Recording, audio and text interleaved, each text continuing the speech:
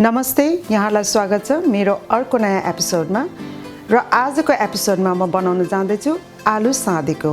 र यो आज आलु साँदेको लागि के चाहिन्छ म यहाँलाई देखाउन जाँदैछु।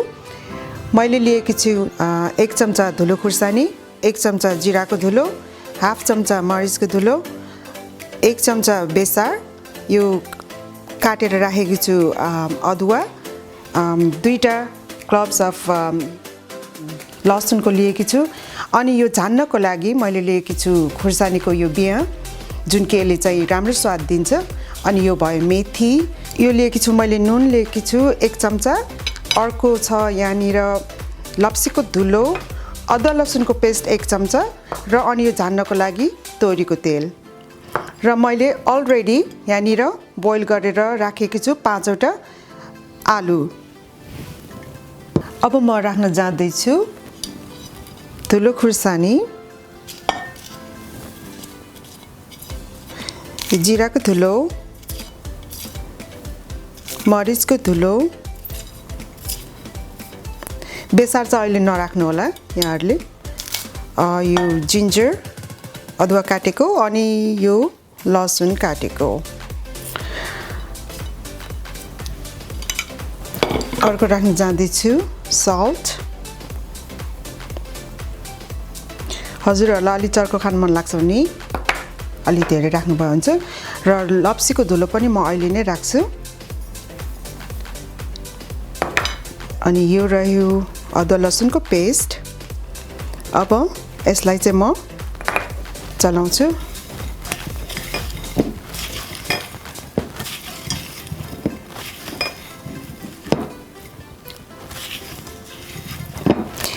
तपाईहरुले हातले मोल्न मन लाग्छ भने हातले मोल्दा पनि हुन्छ यसलाई।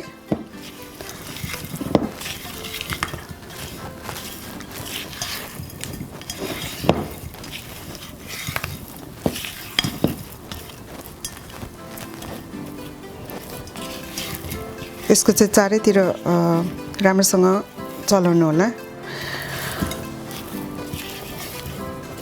अब यो चाहिँ रेडी छ झान्नको लागि। सो झान्नको लागि मैले यहाँ राखेको चाहिँ अघि पनि मैले देखाइसकेको छु। तोरीको तेल, सुकेको खुर्सानी, यो खुर्सानीको बिया जुन सिड छ, अनि यो मेथी, बेसार।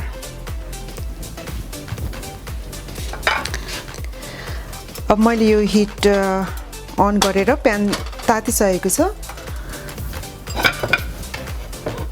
यसमा म हाल्दैछु यो तोरीको तेल,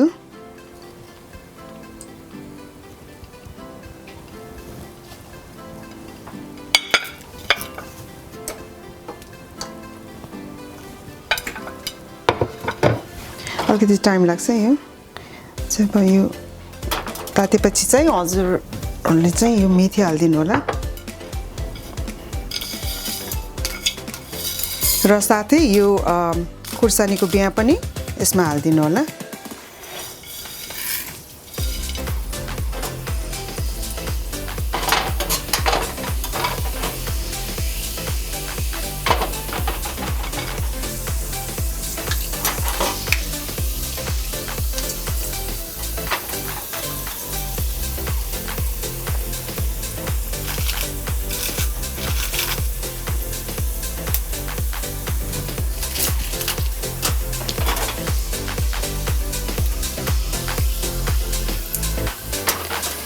Now it's time to put this dry chili.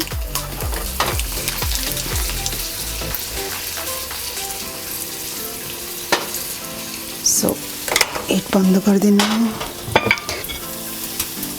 बेसार,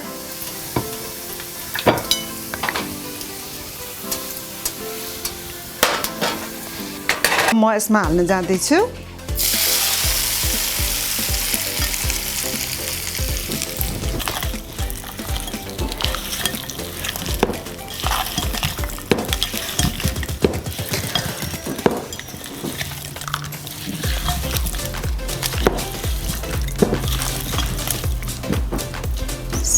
looks so good.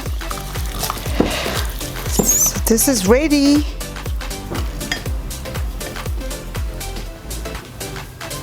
So म यो चप धनियाँ लिएर यसलाई गार्निस गर्न जाँदैछु अनि हेर्नुस् त कस्तो राम्रो देखेको छ र अनि तपाईहरु पनि यस्तै बनाएर खानु होला hope you like my recipe and don't forget to share like and subscribe thank you